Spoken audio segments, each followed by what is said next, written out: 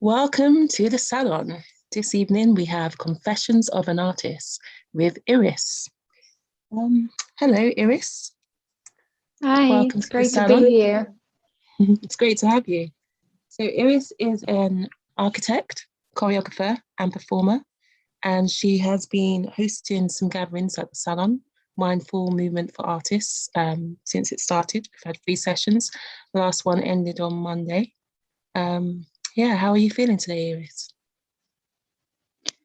I'm feeling very enthusiastic by a lot of things that are being planned right now. And I'm very privileged to be an artist. That's how I feel. Privileged? In what way? Because it's a blessing. You know, I get to make sense of this world through my practice. You know. Can you, how do you make sense of the world? Or how would you feel that your practice makes it easier for you to make sense of the world? That's a great question. And I didn't say that I always succeed in making sense, but I try to embody things in order to make sense out of them. So it always has to do with the body's relationship with, my surroundings, with other bodies. Everything goes through this channel in order to find, ways of connecting. And how do you prepare yourself, or do you prepare yourself for connecting with other bodies when you're creating? It's always a state of preparation and a state of readiness at the same time. And I know this might sound contradictory, but this is what the practice is about. Or my practice is about being in the now, being here at this moment, and always being prepared for every opportunity that will come along the way. Can you tell us more about your practice? Absolutely, yeah, I'd be happy to. So I will talk about the sessions that I led during the Salon with you. So the practice that I shared with other artists was mindful movement, which is the practice of mindfulness through bodily movement. So we place ideas onto the body and we explore them through the body. It can be very philosophical notions that we try to make sense. It can be emotions that are entangled. It can be some ideas that we want to pursue. But until we find clarity, everything is kind of mixed up in a very confusing and perhaps overwhelming way. And this is why we try to deconstruct them through the body and really just find a way towards, I used clarity before because I think it describes precisely what this practice is about, is to find, focus and clarity. How did you get into this practice? This happened very consciously about 3 years ago when I started working with senses other than vision in my work as a choreographer. So I was working with my dancers and it was the preparation phase for the research and for each piece. So it was about cultivating a state of presence, and changing the way we perceive things through our vision. So rather than following an ocular-centric approach, more easily put, just reading the world through our eyes, I try to put together a method where you would perceive things with your other senses, which you do already, but I just brought the focus onto that a bit more. And what did you discover in this new way, in this new approach? A whole new world. Well, firstly, I discovered that we are wired to function this way already, but somehow, because of all the visual stimuli that we have and all the information that we receive every day, we can't, and we don't. So it's taking a step back, really. And when you brought that practice or that new approach to other people, how was it in getting them to take that view? Was it easy for you to get people to change that approach or that way of being, that way of seeing, when you worked with others?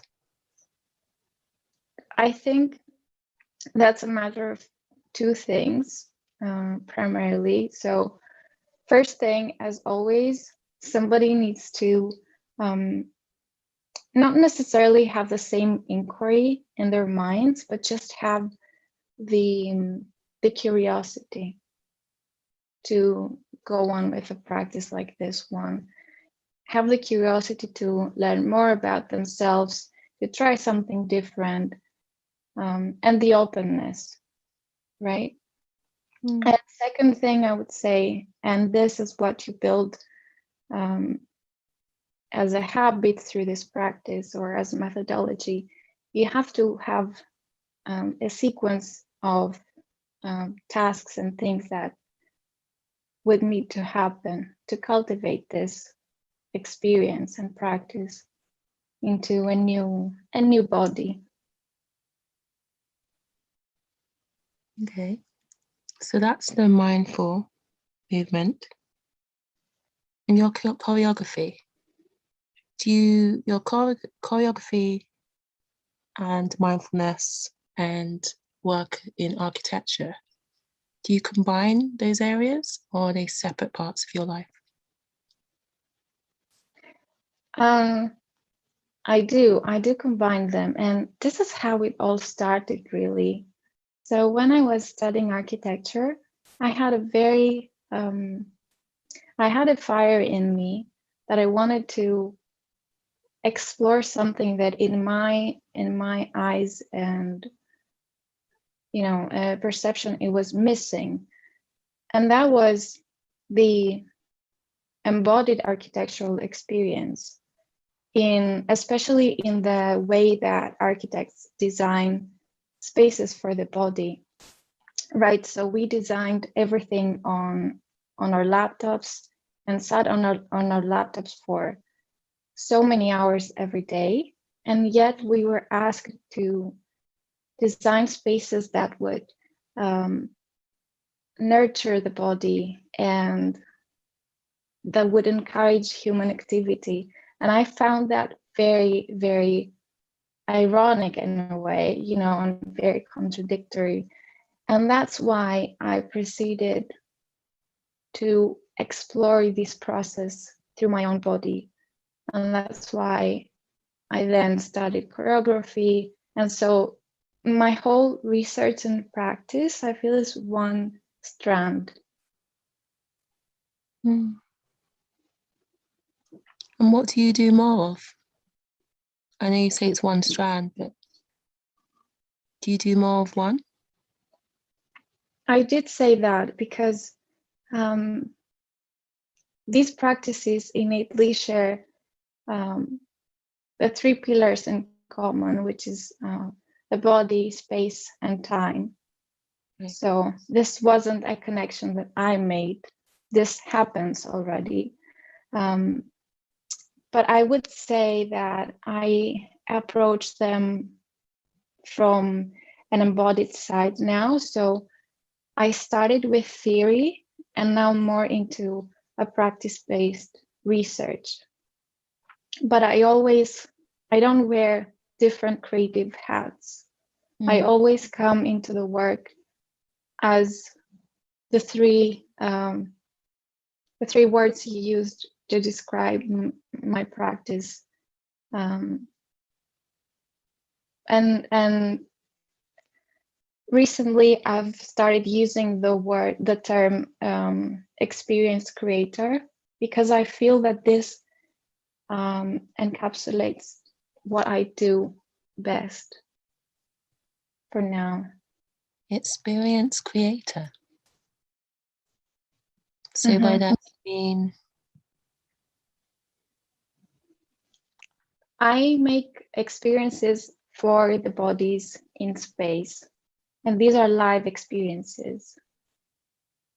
And if you really think about this phrase or like sentence, it's what architects do, and it's what choreographers do, and it's perhaps what scenographers do, if we're talking about live performance or like fine art live performance. So yeah. And when you think about space, are you mainly thinking about physical space?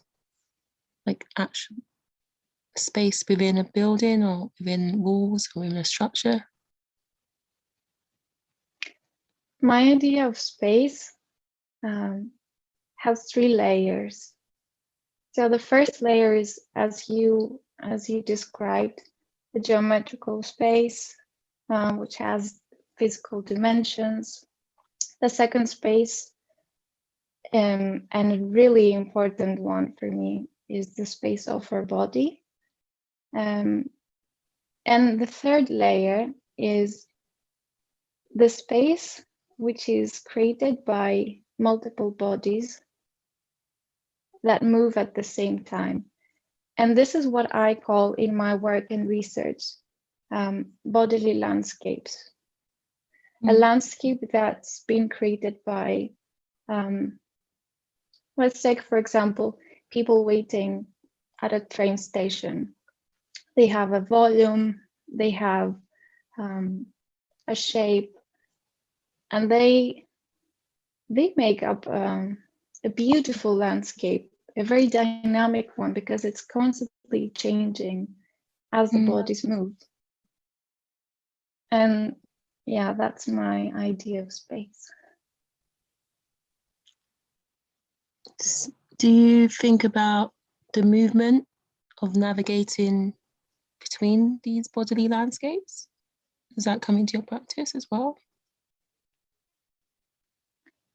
It's always part of the process, because there is no stopping in movement. You know, even if you can, even if you think that you can take a pause, you can't really be still, like absolutely still, and time doesn't stop. So, you know, everything is in motion constantly.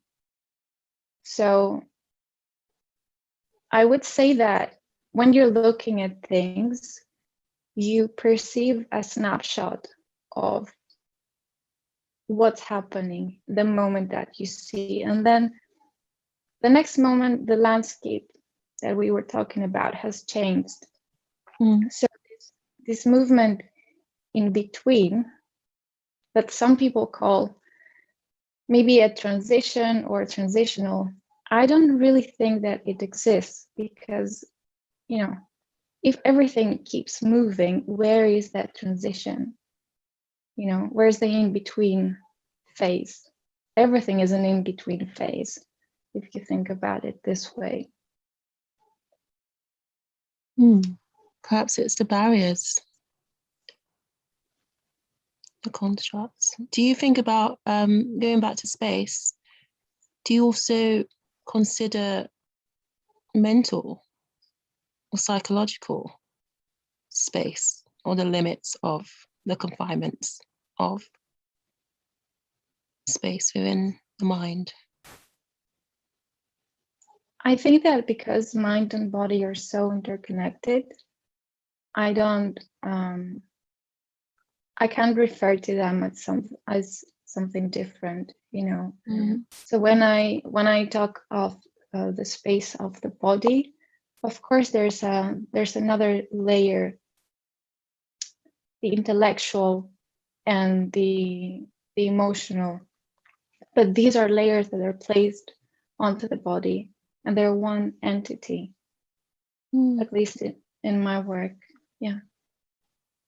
So I'm interested to know more about your quiet moments as an artist and the spaces in between creating and performing. Sure. I'm gonna also give you a question that I get asked a lot, just to situate this question.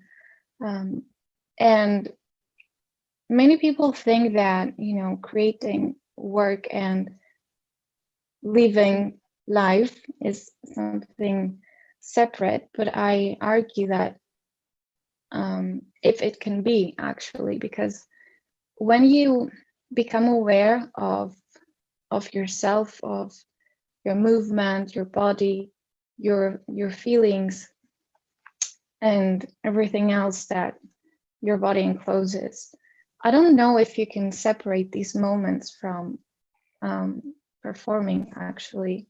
So the way you get out of bed, the way you sit, the way that I move my hands, for example, as I'm talking with you now. So I never stop thinking about ideas and people that excite me and ways to make things happen. Yeah. That's quite interesting. I suppose the separation may be between constructing something or being caught up in a routine of something, a routine of movement, the routine of brushing your teeth, as opposed to actively thinking, this is going to be a performance, this is going to be a movement, it's going to be a part of something. That's also to do with time, space, limits. Do you prefer performing on your own or with others? It's very rare that I perform in my own work. But I would say that I don't really have a preference. I would just go with what every unique piece needs, you know.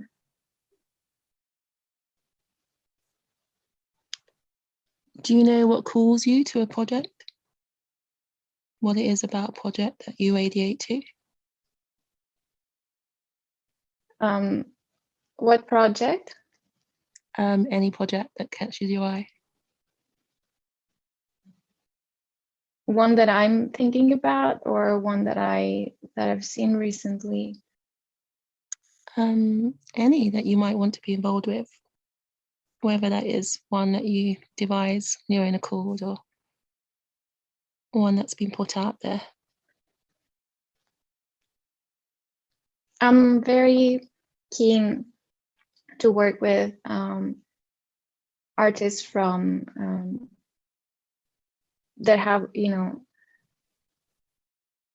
a similar interest in self-awareness and mindfulness and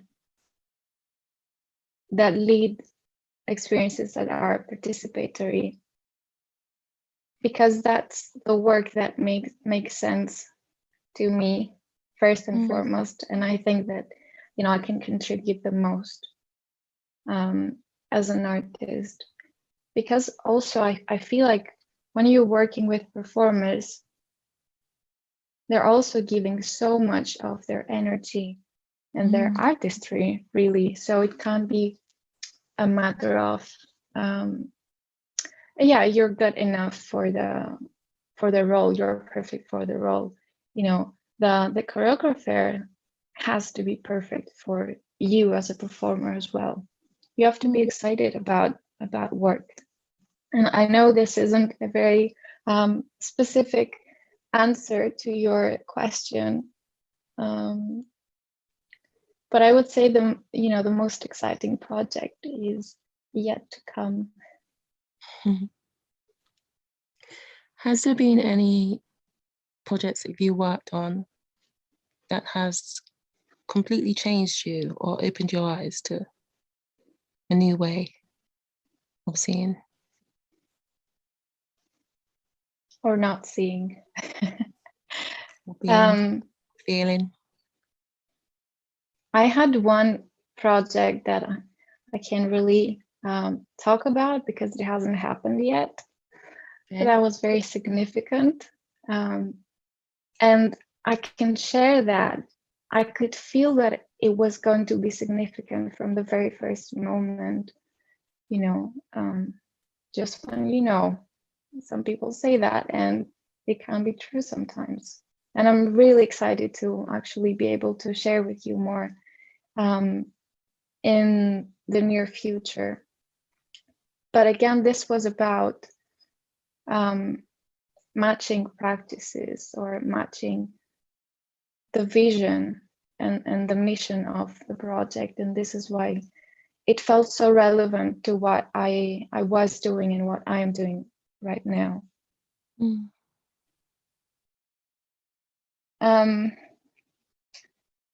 And I think that every time I present new work, the moment when I share it with my performers, because they are co-creators, the way I work, we make the work together.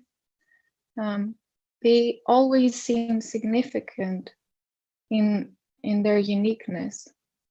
And it's the moment that the experience has just concluded for the night, and we just stay with each other without even saying a word most of the times. All these moments feel really profound. How do you think your art, your practice, and your feelings towards all of that art, how do you feel that has shaped you as a person? What's your relationship with it? I feel that well, first of all, I'm still being shaped as a person, if that's a thing. So I'm not done shaping, and I hope, you know, that this is a continuous process and journey. I think that I shaped them and they shaped me, kind of a mutual relationship again. But again, as I said before, I never stop thinking, but not in a, you know, it's not my intellectual side working when I say thinking, like I'm not processing things logically, but I'm making connections between ideas and ways and people. What have you been reading or listening to or watching lately? I'm working on a very big project, which again, I don't know how much I can share of, but this is why I have not been able to listen to anything, to read anything. And what was the third thing? Listen, watch, hear. Yeah, and watch Senses. anything. Yeah. Because I'm trying to be really mindful about how much information I feed myself with, you know. And I really struggle with silence, either it being visual or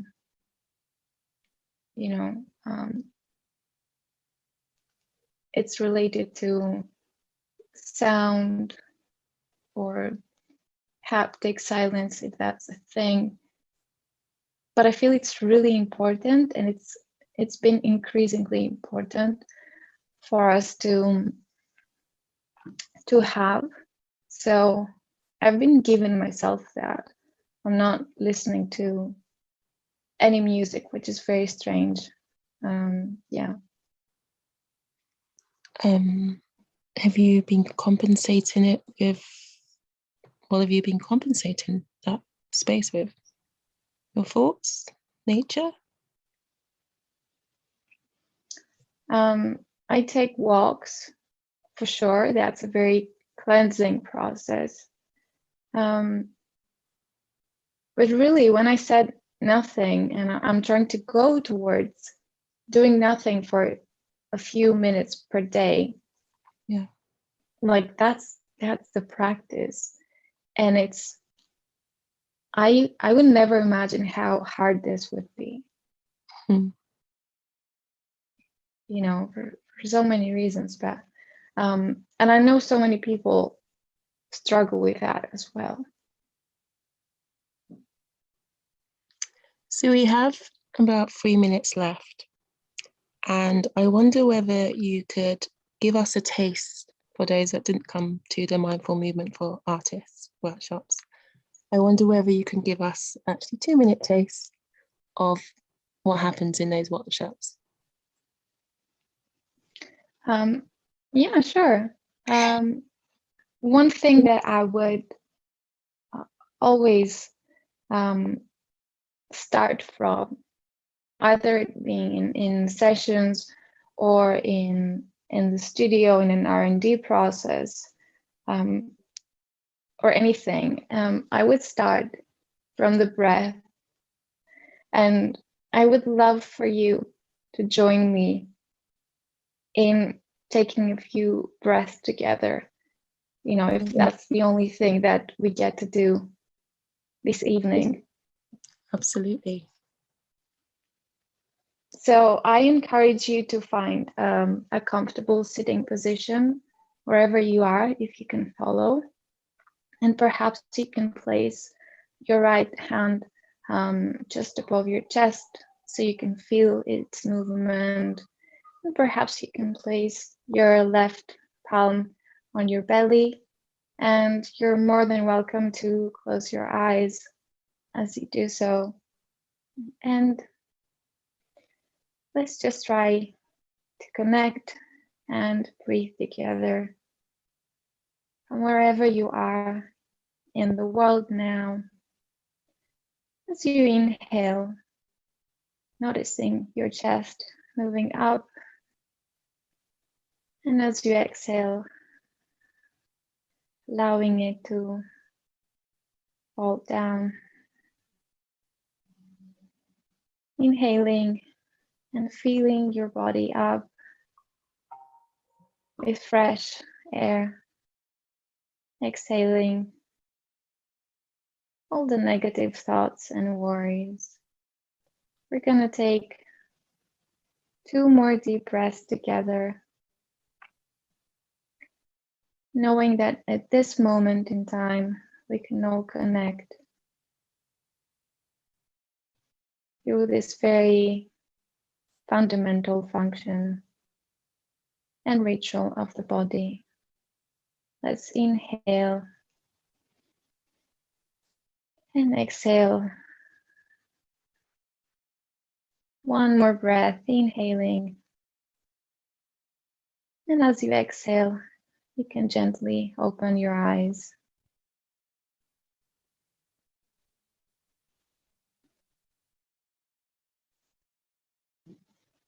Thank you so much for sharing space and time with me.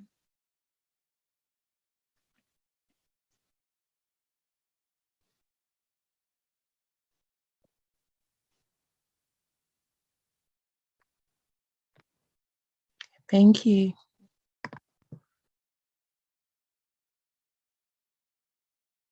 I always feel so much lighter having gone on your sessions. Thank you so much, Iris, for joining me on the couch this evening. So Iris has finished her sessions at the Salon, but you are still running them on Thursdays, aren't you?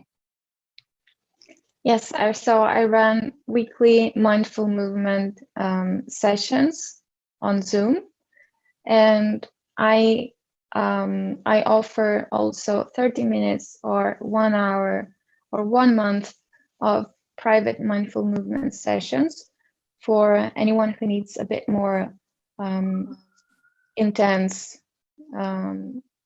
work. So they want to focus on specific things and they want a better, a long plan. Wonderful. Yes, highly recommended. There will be links to Iris at the bottom in the next few minutes. But thank you once again for joining us at the Salon. Thank you, Iris. Thank you so much. See you soon. It was my pleasure. Oh, thank you. Goodbye.